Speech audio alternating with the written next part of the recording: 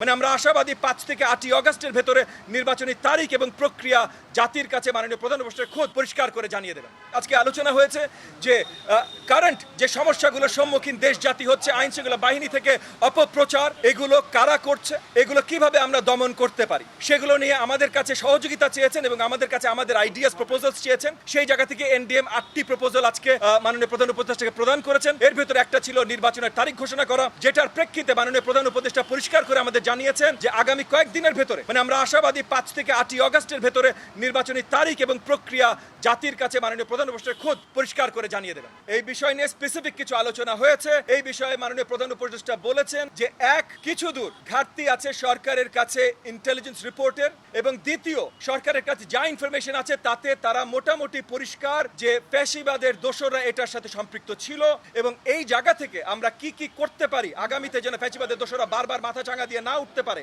সেটার আপনার অ্যাডভাইসও আমাদের কাছে উনি চেয়েছেন এবং সেটা আমরা প্রদান করেছি। বাংলাদেশের শক্তিশালী থার্মিক স্টিল বার ফেমাস স্টিল লিমিটেড।